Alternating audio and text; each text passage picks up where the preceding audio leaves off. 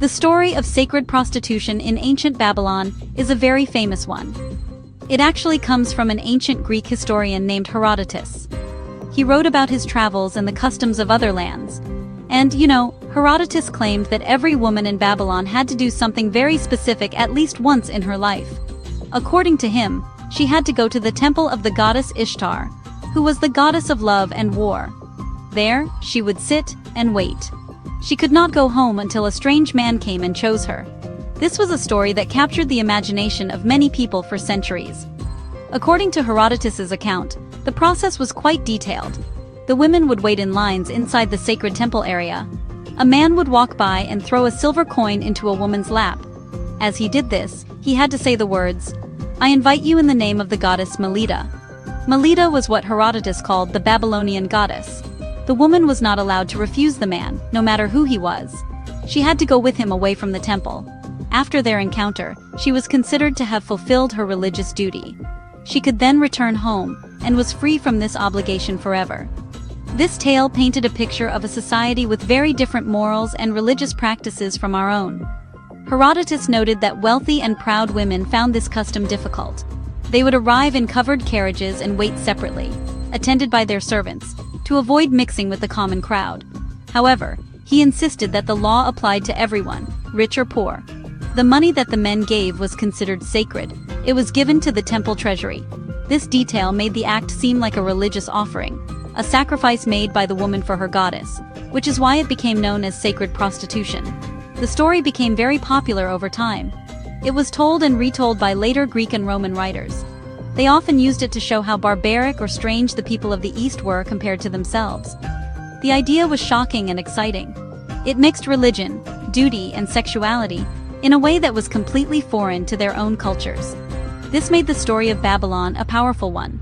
It helped to create an image of the city as a place of exotic rituals and moral decay.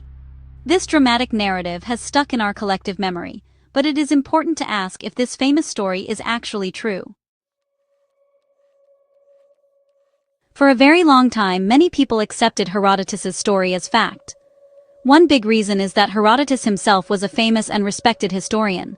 He is often called the father of history. His writings were a primary source of information about the ancient world for many centuries. When such an important figure wrote something down, people tended to believe it. He presented his account as a first-hand observation of Babylonian customs, and this gave his words a great deal of authority. People assumed that if he wrote it, he must have seen it or heard it from a reliable source during his travels. Another reason the myth was so widely believed is that it fit into a larger pattern of how Greeks and Romans viewed other cultures. They often described foreign societies, especially those in the East like Babylon, as being exotic, overly luxurious, and morally different. Stories of strange sexual rituals were a common way to emphasize these differences. It made their own societies seem more civilized and rational in comparison. The tale of sacred prostitution was a perfect example. It reinforced the stereotype of Babylon as a place of excess and strange religious practices, making the story easy for people to accept without question. Furthermore, there was a lack of other evidence for a long time. For many centuries, Herodotus's writings were some of the only detailed descriptions available about daily life in Babylon. Archaeologists had not yet uncovered the vast libraries of cuneiform tablets that we have today. Without Babylonian sources to confirm or deny the story, there was no reason to doubt the Greek account. Historians had to rely on what was available, and the writings of Herodotus and other classical authors were the main sources. The story was repeated so many times by so many different authors that it simply became accepted as historical truth. Finally, the story itself is very compelling and memorable. It is a dramatic and sensational tale that captures the imagination. Stories that are shocking or unusual are often more likely to be remembered and passed down through generations. The idea of a religious law requiring such an act is fascinating to people. It is much more interesting than the complex and often mundane details of actual temple administration or religious beliefs. The sheer drama of the story helped it survive for over 2,000 years, even as our understanding of the ancient world began to change with new discoveries. When modern historians and archaeologists began to study Babylon directly, they found a very different picture. The most important evidence comes from the Babylonians themselves. We have discovered hundreds of thousands of cuneiform tablets, These are clay tablets with writing on them. They record everything from laws and religious texts to private letters and business contracts.